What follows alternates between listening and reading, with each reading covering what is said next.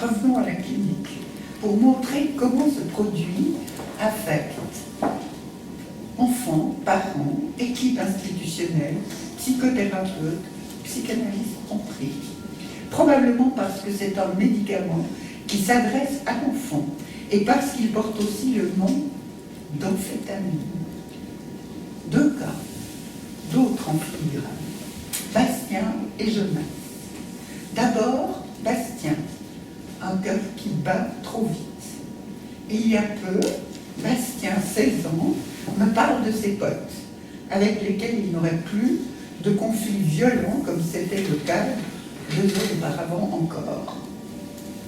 Au point d'être vu par l'institution comme dangereux à l'égard de lui-même et des autres. Aujourd'hui, son rapport avec l'autre semble moins menaçant. Il dit qu'il sait maintenant comment se faire respecter par quelques mots bien choisis. Ça, lui disais-je, une place pour les mots, plutôt que pour un déchaînement de violence. Il a arrêté la Ritaline de lui-même à l'insu de tous à 14 ans. C'est juste la consommation que je ne voulais pas. Ce mot consommation m'intrigue. Il ne veut pas être un drogué. Il enchaîne. Moi, la Ritaline, elle m'a fait de l'effet seulement pour me calmer dans le travail scolaire. Bastien en a fait une savante théorie. Il en a fait un collage, en s'appuyant sur des images, des représentations, des métaphores, au gré de ce qu'il a entendu, je le cite. Un hyperactif de mon genre, dit-il, c'est comme un cœur qui bat vite, trop vite. Avec mon caractère, mon trouble d'attention, c'est un trouble d'énergie. Ça fait de nous des personnes qui ont beaucoup plus d'énergie et qui ont du mal à s'habituer à s'extérioriser. Moi, j'ai un pote, le médicament ne fonctionne pas pour lui. Alors, il a dû faire un régime. Nous, à entendre les hyperactifs de mon genre, ça nous permet de rendre un peu plus normal ce cœur qui bat trop vite. Quand on m'a donné la nouvelle Ritaline, après le Concerta et le Strattera, ça me calmait pour 12 heures. Ça stabilisait ma journée entière. Le Strattera, c'était comme une vague qui devient de plus en plus petite. Ça m'endormait, je n'étais plus là. Quand on est un gars, conclut-il, c'est puissant, trop d'énergie, ça pousse encore plus. Plus petit, on m'a mis dans une école pour enfants tada, je ne supportais pas, j'ai dû partir. Pourtant, l'institution qui l'accueille autour de ses 11 ans, dans l'institution qui l'accueille pour ses 11 ans, la psychologue remet en question ce traitement. Notons qu'il n'est pas rare de retrouver ce questionnement dans les institutions. Elle s'inquiète des explications délirantes de Bastien, de ses affabulations, de son rapport aux autres trop violents, imprévisibles, sans qu'il puisse mesurer le danger. Mais ce n'est pas une question abordée avec les parents, qui sont outrés qu'on puisse mettre en doute le diagnostic du pédiatre. Leur fils est hyperactif, la psychologue est incompétente. Une fois de plus, il prévoit une rupture avec l'institution, lesquelles n'ont pas cessé depuis l'école enfantine. C'est dans ce cadre que la psychologue de madame m'adresse l'enfant et ses parents. J'essaierai avec eux de comprendre les enjeux de la rupture qui se profilent, ce qui a été si traumatique dans la remise en question de la Ritaline, que leur fils soit tada a été pour eux un soulagement. On voit ici comment une entité diagnostique a mis fin au sentiment d'incompétence, d'incompréhension, notamment chez ces parents-là. Mais ce n'est pas toujours le cas. Je pense à ce père qui refuse tout diagnostic, même celui-là. Son fils est normal. Il ne cesse de lui répéter ce médicament est une drogue et il refuse.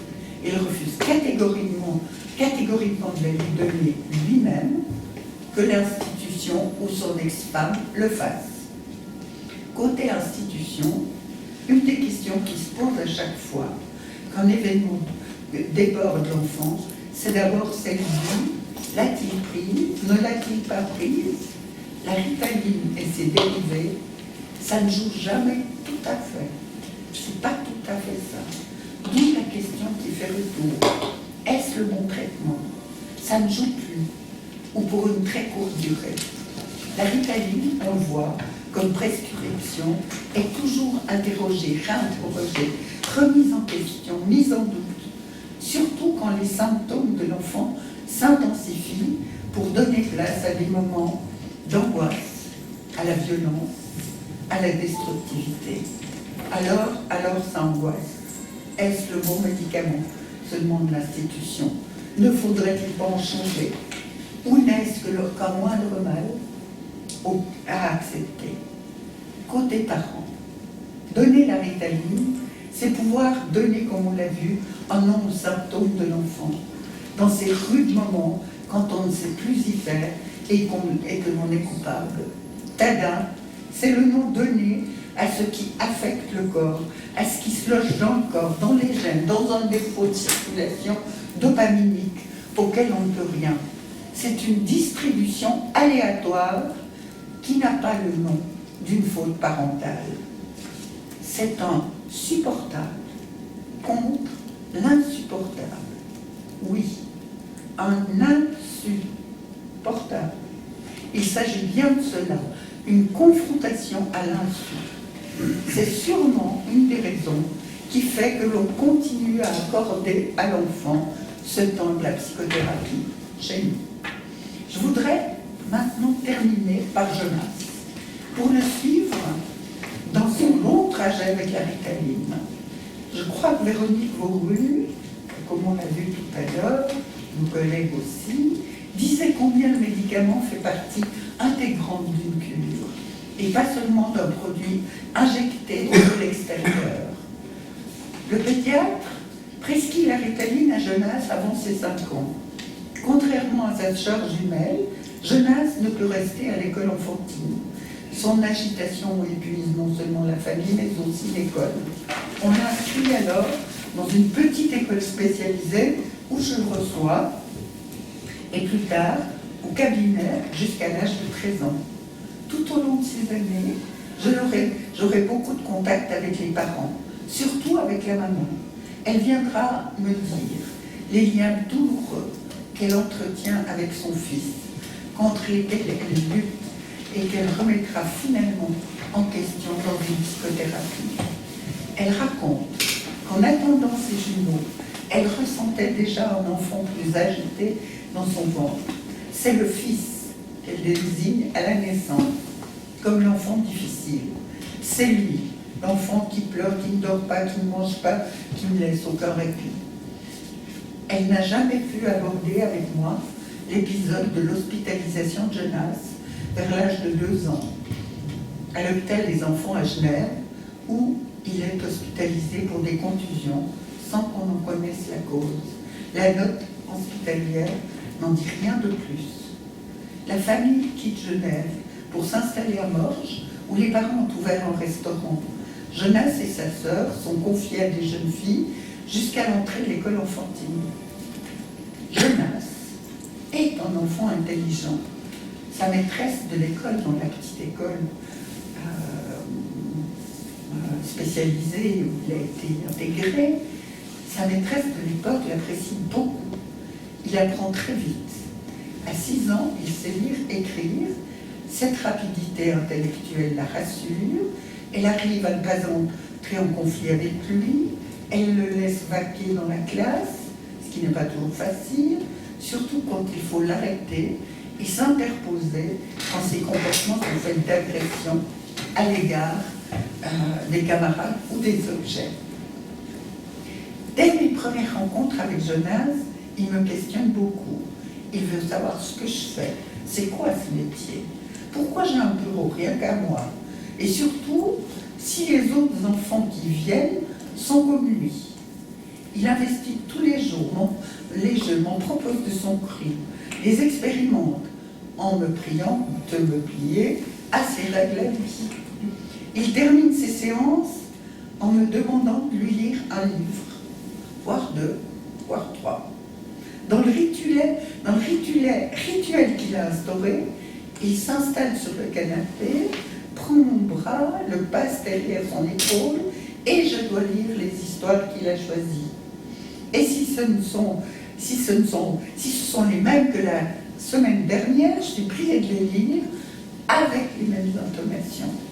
Parfois il se fâche, je deviens totalement insuffisant, je parle trop, comme lui, comme sa mère, comme tous les adultes qui l'entourent. Dans ces moments de calme, je me suis parfois demandé si je ne bénéficiais pas des bons effets de la Ritaline, de cette fenêtre du calme décrit dans tous les traitements. Jonas vient en effet en séance à 9h du matin. C'est d'ailleurs pourquoi on me demandera de changer l'heure pour que Jonas bénéficie de ces moments d'accalmie pour l'école. On va voir comment la Ritaline ne devient pas seulement un enjeu institutionnel, mais aussi celui du couple parental et le rôle qu'elle joua dans son travail thérapeutique. Madame me raconte combien elle est soulagée de savoir que l'hyperactivité de son fils est une maladie génétique ou cérébrale qui met en jeu des défauts de liaison dans le cerveau. C'est du moins ce qu'elle a compris de ses lectures et des discussions qu'elle a eues. Elle n'est donc pas coupable. Ce n'est plus elle la coupable. Mais, comme on le sait, la culpabilité cherche souvent à se déloger pour se reloger, pas bien loin. Madame fait part à son mari de ses lectures. Tous deux se demandent alors qui donc a bien pu transmettre génétiquement la maladie, se renvoyant chacun les carences de leurs propres parents, surtout ceux de Madame. Enfant abandonné, adopté, soupçonné par la famille d'être la fille d'une péripatéticienne. Si elle n'est plus coupable dans l'éducation, la voilà coupable de ses origines inconnues. Comment se servir de la Ritaline pour en arriver à ses fins? La Ritaline va me réserver encore bien des surprises. Outre les inquiétudes des parents, Jonas ne grandit pas comme sa sœur et surtout, il maigrit. Mais comme on va le voir, cette possibilité de maigrir ne lui échappera pas. Plus tard, il s'en souviendra. Jonas fait du judo depuis l'âge de 4 ans, il est doué. Très vite, il participe à des compétitions, pas seulement pour acquérir de nouvelles ceintures, mais dans le cadre des compétitions au niveau suisse. Mais Jonas a grandi. Son poids pourrait le faire changer de catégorie, risquant de le faire perdre là où il gagne chaque combat de sa catégorie. Alerté par cette triste perspective, Jonas décide de prendre assidûment sa Ritaline pour perdre du poids et rester ainsi dans sa catégorie où blessure guerrière. Perdre pour lui est une castration insupportable dans tous les jeux, dans toutes les épreuves. Il m'en fait part et veut que je m'assure auprès des éducateurs de bien lui donner la pilule matin, midi et soir quand il quitte l'école. Comme rien n'est sûr, il faut aussi que j'intercède en sa faveur pour qu'on lui fasse un régime. Prendre ou ne pas prendre la pilule. Le souci évoqué par Jonas dans l'épisode précédent fait tâche avec ses refus réitérés de prendre ce médicament que sa sœur ne reçoit pas. Car c'est un véritable combat qui commence le matin au réveil et qui attise le conflit mère-fils quand le père est déjà parti au travail. Après un énième conflit au réveil qui a mal tourné, la maman vient me voir précipitamment avec Jonas. Une séance douloureuse pour nous trois. Elle dit combien elle déteste ce fils, qui lui pourrit la vie. Après le départ de Jonas que je fais sortir de cette séance, la maman s'effondre, se demande comment elle peut dire des horreurs pareilles à son fils. Elle dit se voir dans l'image de ce fils, qu'elle devait être cet enfant-là, elle qui a été rejetée par sa mère comme par ses parents adoptifs. Avant de faire sur mon conseil un travail psychothérapeutique, elle veut voir un hypnotiseur, car elle est sûre qu'elle pourra avoir accès au traumatisme de son enfance par hypnose. Elle prend un rendez-vous avec l'un d'eux, conseillé par une amie, qui lui propose 12 séances à payer d'avance. Elle est outrée, je lui donne moi-même une autre adresse. Mais pour Jonas, ce refus vient aussi de sa peur à l'égard de ce produit, à cause des effets secondaires qu'il connaît, qu'il vit dans son corps. Les enfants, comme on l'a vu, s'en font leur propre théorie. Un jour, Jonas revient paniqué en séance de la gymnastique, où il a pris une douche avec un plus grand, dont la grosseur du sexe ne lui échappe pas. Il déclare qu'il ne prendra plus jamais la Ritaline qui empêche son sexe de prendre. Qui donne la pilule à qui? On sait que la prise de médicaments n'est jamais simple. Toute une série de facteurs entrent en ligne de compte. Souvent, l'institution doit prendre le relais. Ce fut le cas pour Jonas. On est loin des images télévisuelles dans lesquelles on voit l'enfant tranquillement assis devant son goûter qui prend docilement le médicament à côté de sa maman. Parfois, l'institution doit prendre le relais. Ce n'est jamais simple pour elle non plus. Qui va distribuer le médicament? Je reçois un jour un téléphone impératif du pédiatre. Où passe la Ritaline de Jonas? Me demande-t-il. Étais-je sûre que ce n'était pas l'éducateur qui la gardait pour ses besoins personnels, ou si l'enfant lui-même n'en faisait pas commerce? Comme je suis étonnée, il me fait comprendre que ce genre de chauverie, je suis prisée de lui donner réponse. Je comprendrai quelques jours après la raison de cette disparition quand la maman de Jonas vient me dire qu'elle donne la Ritaline de Jonas à sa fille. D'habitude très performante à l'école, mais qui semble être en grande difficulté dans cette année scolaire charnière. Elle n'ose plus demander une ordonnance au pédiatre. Je m'arrête ici pour me dire finalement, j'aurais pu appeler ce travail migration et vicissitude d'une pilule au cours d'une psychothérapie. Non. Un dernier épisode pourtant.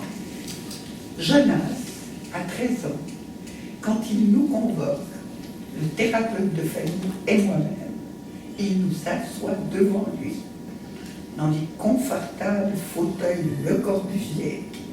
Il s'assoit dans celui à 2 places et nous pose une seule question. Est-il vrai, comme nous le lui avions souvent dit, qu'il était intelligent, ou était-ce pour l'encourager, le soutenir dans ses efforts, ce qu'il comprendrait complètement, et nous avions raison, mais était-ce vrai? Cette question, parce que son projet est de rejoindre l'école ordinaire. Jonas a rattrapé l'allemand la première année de son intégration, l'anglais dans sa 10e année scolaire, pour entrer ensuite au gymnase. Je vous remercie.